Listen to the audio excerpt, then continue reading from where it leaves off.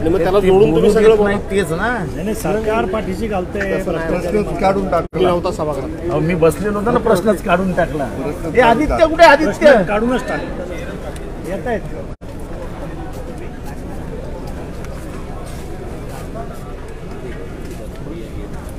दादा दादा मागे हो. दादा मागे मागे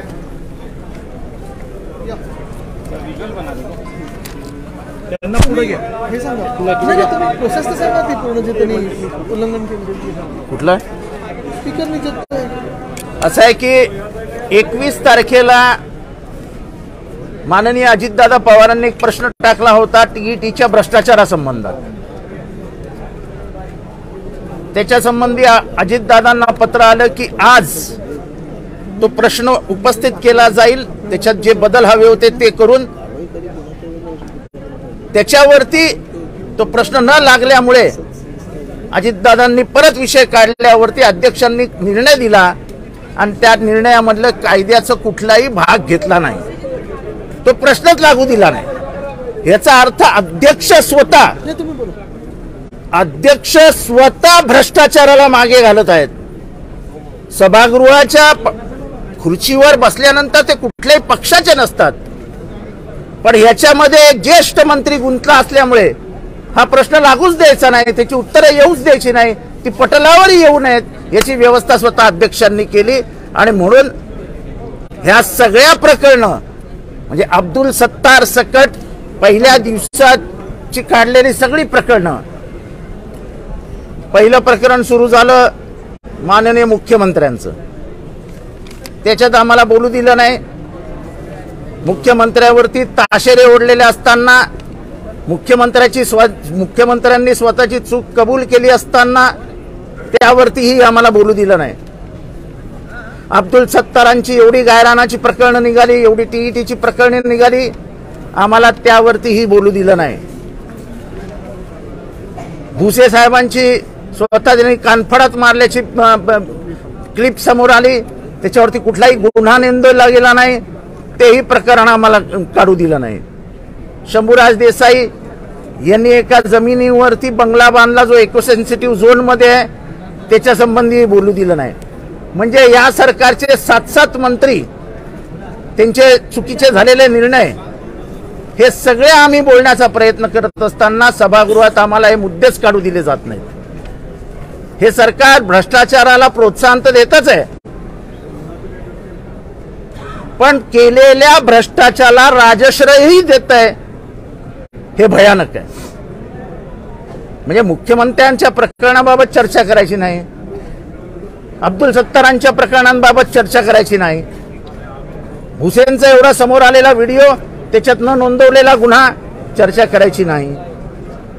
असं जर सभागृहात चालणार असेल तर एकीकडे फक्त भ्रष्टाचार होत राहील आणि बाकीकडे कोणी बोलायला सोडणार नाही.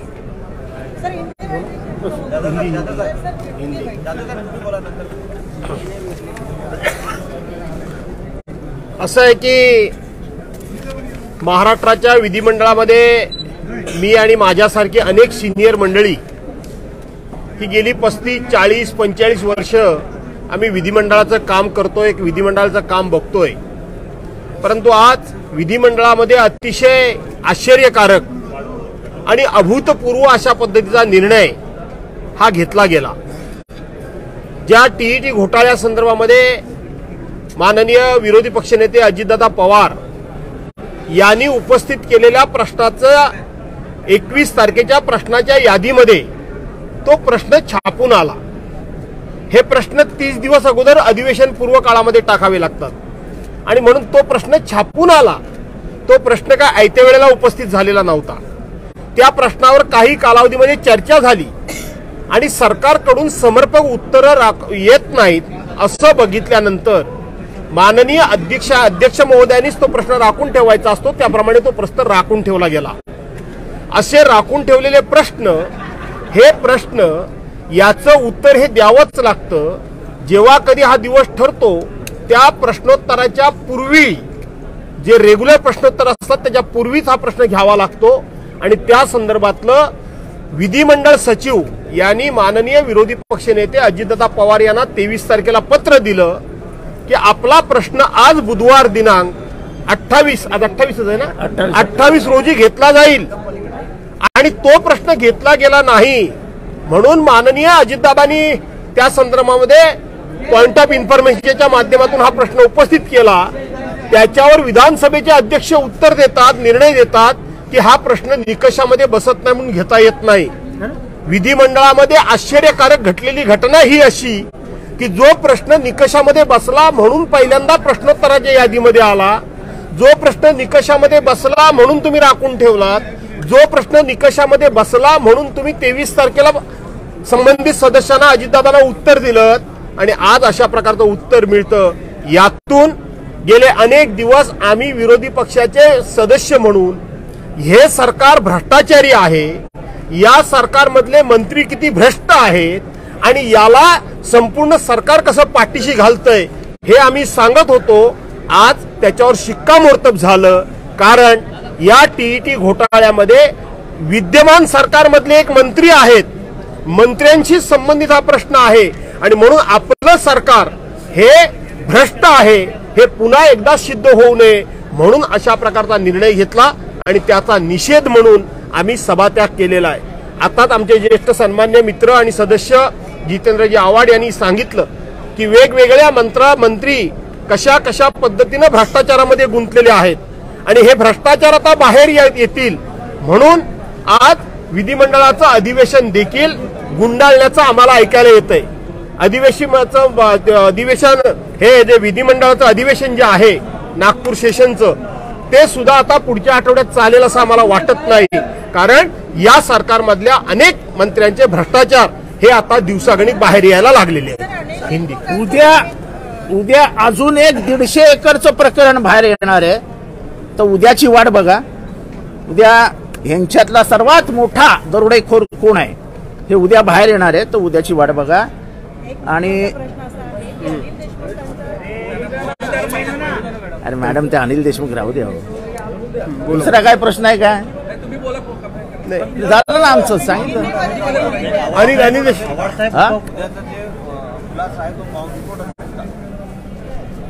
असं मी बॉम्बस्फोट वगैरे म्हणत नाही की प्रकरणाला कारण का इथे हायड्रोजन बॉम्ब टाकला तरी झोपलेले लोक आहेत, हे कुंभकर्णाचे बाप आहेत। थांबा ना थोडा वेळ, सस्पेन्स पिक्चर बघितला की नाही आयुष्यात, सस्पेन्स आखिर में समझ में आता है।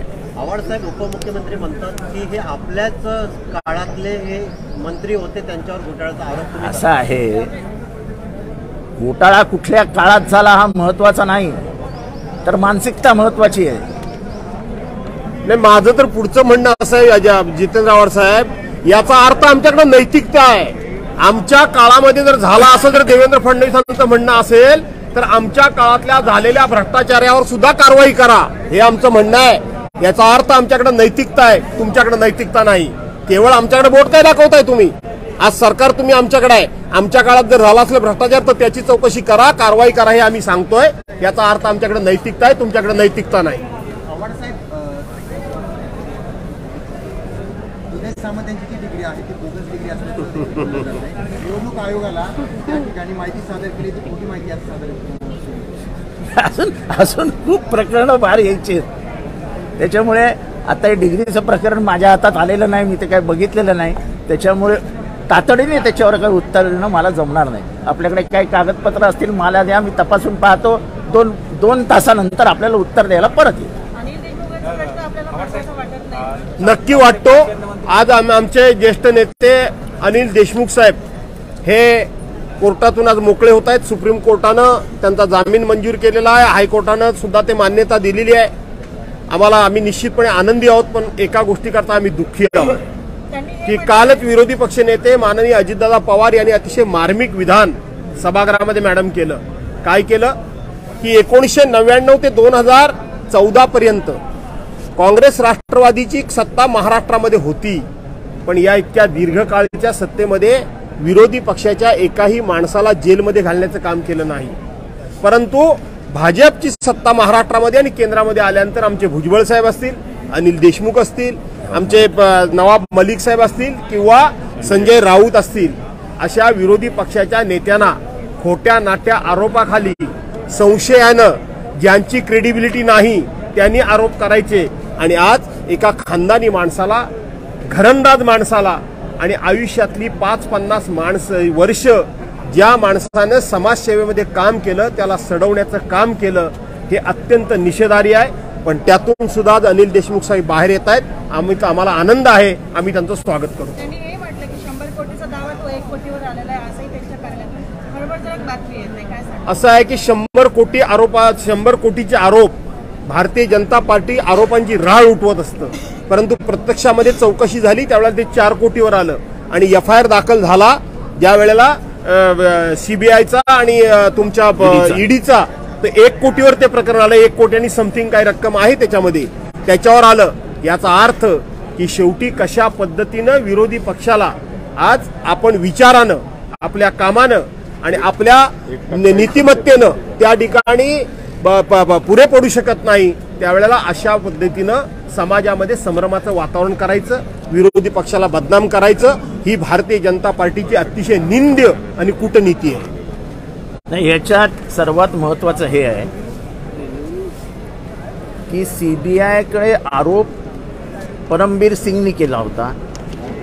हायकोर्टाने हे निदर्शनास आणून दिलं की संजय पाटील नावाचा जो साक्षीदार होता त्यांनी 1 नंबर कोण हे सांगितलं आणि ते 1 नंबर होता परमबीर सिंग, तो मात्र बाहेर. पण त्याही वरती मी सभागृहातल्या जवळजवळ सर्व सदस्यांची भावना सांगतो आणि आपल्या माध्यमातनं पूर्ण महाराष्ट्राला सांगू इच्छितो की डॉक्टर बाबासाहेब आंबेडकरांनी जेव्हा संविधान बनवलं तेव्हा बेल